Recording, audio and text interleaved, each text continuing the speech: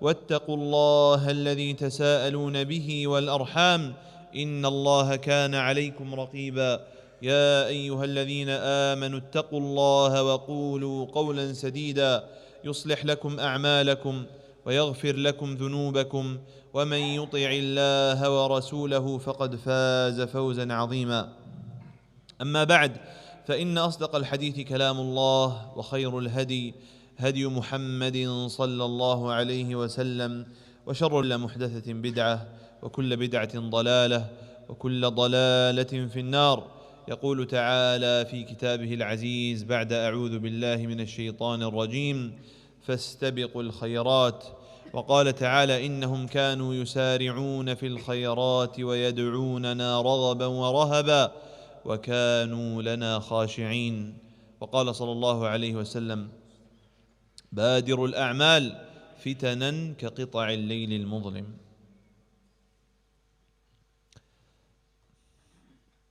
One of the beautiful aspects of the Prophet ﷺ's seerah, his life, is that the Prophet ﷺ's seerah, when it was transferred to us, it wasn't transferred purely as statements. He wasn't just a man who had a book from which he used to read. Rather, the majority of the sunnah is a story. The majority of the hadith of the Prophet ﷺ is a companion saying, we were with the Prophet ﷺ, we saw the Prophet ﷺ. A lot of these younger companions and even the older ones amongst them, they would say, the Prophet ﷺ, we would see him do this. I walked into his house and I saw him do this. He saw me on the street and he told me to do this. This is the way the sunnah is transferred to us. And it's profound, because then a person can say, I don't relate to this. I don't know where to apply this. No, you know exactly where to apply this, because the Prophet ﷺ applied it to a very similar situation. Abu Hurairah radiallahu anhu, he says, the Prophet ﷺ would give us the good news of Ramadan. And the apparent meaning of this hadith is that this would happen a couple of days before. The point here is, he says it was the good news. This was, a piece of happy news that the Prophet ﷺ would share. He would say, Atakum shahrun mubarak, that you are a blessed month has come upon you, a month in which Allah subhanahu wa ta'ala's mercy descends, a month in which Allah subhanahu wa ta'ala locks up the devils, and a month in which Allah subhanahu wa ta'ala revealed the Quran, a month that contains Laylatul Qadr, the greatest night of all. But the point here is that Abu Hurairah radiallahu anhu, he understood from this that Ramadan was an occasion of happiness. And unfortunately for many of us, we don't deal with Ramadan as an occasion of happiness. We deal with it as a burden. Oh no, there's a lot of pressure. Subhanallah, our amazing mothers and our spouses and our sisters and our daughters, they have a different pressure. They have the pressure of, feeding us and taking care of us. But even we, pressure that everyone feels in Ramadan, there's a pressure to worship Allah subhanahu wa ta'ala in that specific manner. We hear of the stories of the Salaf, of the predecessors, and how they would worship Allah subhanahu wa ta'ala. We hear the story of a Shafi'i rahimahullah ta'ala. He used to do 2 khatmat every single day. By the end of Ramadan, he's recited the Quran from cover to cover 60 times. We would hear about the Salaf, how they would spend their entire day in the mosque. We would hear about some of the companions who would close shop. They would close their businesses. They were tradesmen, just like, many of us are. They would close their businesses when it was time for Ramadan. We hear this, and there's an ambition that is built. There is a standard that is set in place, and we feel so much pressure to follow that standard. Amidst this pressure, we forget to even be happy. We forget the happiness that many of our parents and grandparents would have. When you would go to your grandmother and she'd be gleeful, she'd be delighted. She couldn't wait to get into Ramadan. It's an occasion of joy. And that is how the Prophet ﷺ treated it. But you know why? It wasn't joyous because of the holiday. It wasn't joyous because of the food. It was joyous because he understood and he realized, and the companions understood and realized, that this is a blessed month. Allah subhanahu wa ta'ala, He created human beings.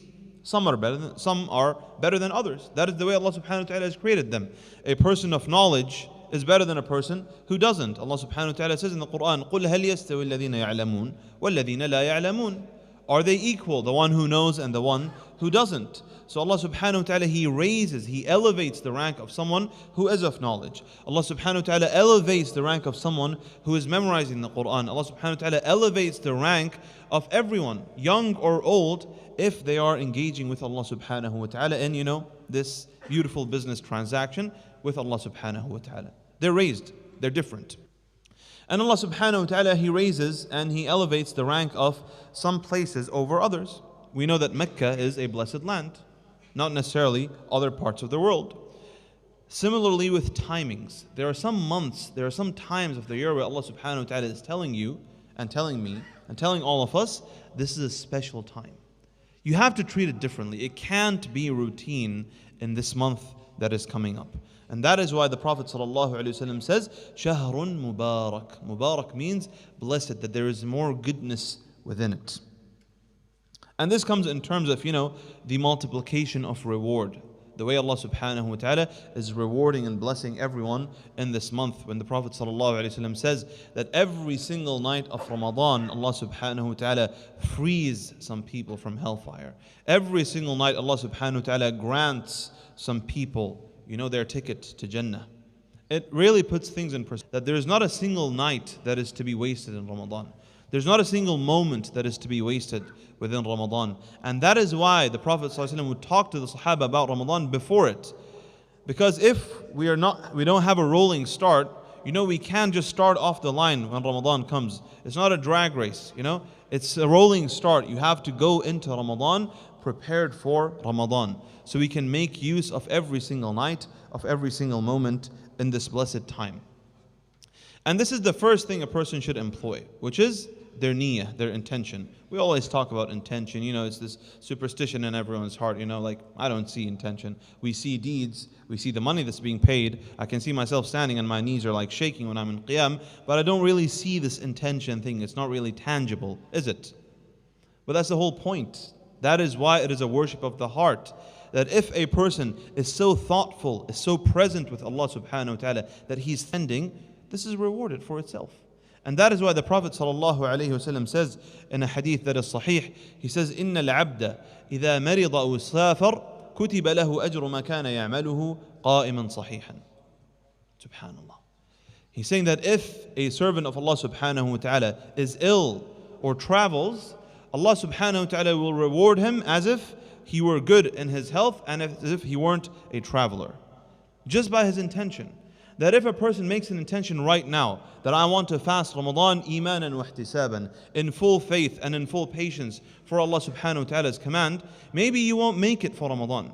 Maybe you will make it for Ramadan and we won't be in a state that allows us to fast. Maybe, subhanAllah, a person will have to travel. He won't get to taste the sweetness of fasting for Allah subhanahu wa ta'ala. But because that conviction was there, because that resolution was there, because that intention was a pure, sincere and strong intention, he will be like everyone else who's fasting. He will be like everyone else who's standing up in qiyam, even though he cannot stand up for qiyam, even though he is not there for qiyam. He's ill, he's traveling, anything that is a valid excuse. Allah subhanahu wa ta'ala has removed him from this, yet his reward counter is still running, just by the intention that he has made. So this is the first thing the Prophet ﷺ wanted to bring out of the companions by telling them about Ramadan before it comes. May Allah subhanahu wa ta'ala grant us all the chance to be within Ramadan and earn its blessings. But if Allah subhanahu wa ta'ala is to take this chance from any of us, at least we should go away with that intention. Then there are a couple of actions that a person should, hope to do in Ramadan. Of course, fasting and obligatory fast, this is something that's out of the question. Of course, we should try to make our fasts the best they are for Allah subhanahu wa ta'ala's sake. We free them from backbiting, we free them from looking at haram, we free them from haram, we free our fasts, this obligation that Allah subhanahu wa ta'ala wants from us. We try to get it to 100%. It's never going to get there, but that's what you're aiming for. You're aiming for 100% fast. Allah subhanahu wa ta'ala will accept your fast at 100%. You may not be rewarded at 1%. If we fast 1% fast, it's valid. Allah subhanahu wa ta'ala will reward you 1%. It's valid and you get your 1% reward. But that shouldn't be our aspiration as believers. Our aspiration is that we do the best we can, that we emulate the Prophet ﷺ the best we can. That is what we are aiming for. And this is not going to happen. How is our fast going to be 100% if it is filled with wasting our time? If it is filled with doom scrolling on social media, if it is filled with listening to haram or looking at haram, if it is filled with talking haram, because Ramadan, everyone's free, you're hanging out at home. Yeah, let's talk about everyone. Let's backbite this guy, let's talk bad about this guy, talk bad about this woman, what she is doing, what she was wearing, what she was doing. Oh, her food wasn't as nice as our food. This is always going to happen, and this is taking away, it is cutting away from the reward of that fast. It is cutting away from the perfection of your Ramadan. The second, the way a person can actually go through with this, perfecting their fast, is to follow it up with the good actions that Allah subhanahu wa ta'ala wants us to do during Ramadan. Chief among them is, of course, qiyam, because the Prophet ﷺ says, the one who stands up in qiyam for Allah subhanahu wa ta'ala in Ramadan, imanan wa ihtisaban, with full faith and patience for Allah subhanahu wa ta'ala's command, غُفِرَ لَهُ مَا تَقَدَّمَ مِنْ ذَنبِهِ, then he shall be forgiven for every single sin that has preceded. It's an amazing reward once a person thinks about it, and once a person, is cognizant and aware of these two conditions, imanan wa ihtisaban, with patience. Because, by the way, many people come and stand in the masjid because of social pressure. Many people come for Taraweeh because my dad is at home, my dad is making sure that I'm coming at home. Many people are going to come to the masjid because all of my friends are over there. If I'm not there, I will be asked, why weren't you there? Many people, subhanAllah, they even come to the masjid because, they're looking for a spouse. So they're in the masjid for that reason. But the Prophet ﷺ is saying, imanan wa ihtisaban. He's coming for Allah subhanahu wa ta'ala. There's no other reason that is bringing him out of the comfort of his home to come and stand over here for 2 hours. The second, he says, ihtisaban. Do you know what ihtisab is? Ihtisab is patience. Because many people can stand up over here and not feel a thing. The companions, radiallahu anhum, the believers, the strong believers, they would say we would stand up and we would be holding on to sticks, because if we didn't hold on to them, we would fall. They were weak. They would be weakened after so many nights of standing up in qiyam. But they're saying we're persisting, we're pushing through it. Yes, I am weak, but I'm standing over here, ihtisaban. I'm standing over here patiently for the sake of Allah subhanahu wa ta'ala. That is the person that deserves غُفِرَ لَهُ مَا تَقَدَّمَ مِنْ ذَنبِهِ. Every single sin that has preceded has been forgiven for this individual. That is the person that deserves this. With qiyam also comes the recitation of the Quran. And it's a very virtuous thing, alhamdulillah, in our community that we like good. Wallahi, we like good. We love that Allah subhanahu wa ta'ala's religion is being established and that it is being practiced. But often, we stand on the side, on the border.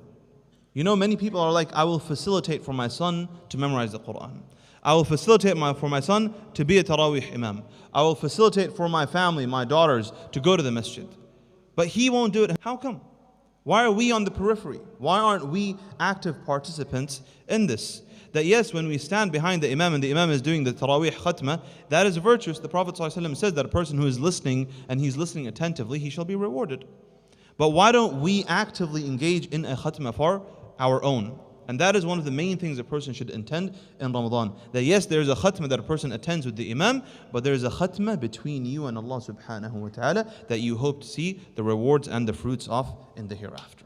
The final aspect, and we shall end with this inshaAllah, is that the Sahaba radwanullahi alayhim, it is narrated that when Ramadan would enter, they would stay in the masjid لِيَحْفَظُوا صِيَامَهُمْ, to preserve their fast. To get to that 100%, they would stay in the masjid as long as they could. Because when they stay in the masjid, the ethos is, the idea is that there's many things that are permissible. Allah subhanahu wa ta'ala has made so many things permissible. Playing football, it's permissible. Going out with your family, it's permissible. Going out and trying new places, it's permissible. Staying at home, and an argument could be made that staying at home and scrolling on TikTok or on Instagram, there could be a level of permissibility in there, even though many times it goes to makruh or even something that's prohibited. There's so many things that are permissible that eat up our day. And that is why the Salaf would say, no, I'll go to the masjid, I'll worship Allah subhanahu wa ta'ala because I only have 30 days to do this. After these 30 days, it's normal routine. We're back to it. But in these 30 days, I'm not focusing on things that are permissible. I'm focusing on things that are mustahab and that are wajib. Things that are obligations and things that Allah subhanahu wa ta'ala has recommended for me to do and He has asked me to do. That is my focus. My focus isn't what I'm allowed to do. My focus is what I should be doing or what I ought to be doing. In Ramadan, this should be our intention in Ramadan. Everyone can do this to their own capacity. Allah subhanahu wa ta'ala says, فَاتَّقُوا اللَّهَ مَا اسْتَطَعْتُمْ. Fear Allah subhanahu wa ta'ala to the best of your ability. If a person can afford to stay in the masjid every single day 3 hours, they should do that. If a person is younger, I know many of the younger boys are listening to me. If you can, seek permission from your parents and you can stay in the masjid for as long as you can, then you should do so. And you shall see so many fruits of this, not only, in your life, in your Islamic life, but also in everything else, because this is light. It refracts onto everything. This is the way Allah subhanahu wa ta'ala does business with us. If you give Allah subhanahu wa ta'ala 3 hours, He'll take care of the rest of it for you. If a person cuts out 3 hours of their day for Allah subhanahu wa ta'ala, they shall find barakah in the rest of the day, even if they've cut out 3 hours. They're in the masjid for 3 hours. But Allah subhanahu wa ta'ala puts barakah in that time because this is that kind of month. This is a Mubarak month. This is a blessed month. And we all hope to reap the rewards of this. And later on, if we are to do this, if we are to have a conviction, a solid resolution with Allah subhanahu wa ta'ala, and if we are to apply these practical steps to worshipping Him and to perfecting our obligation in this month, أقول قولي هذا وأستغفر الله لي ولكم من كل ذنب فاستغفروه إنه هو الغفور الرحيم.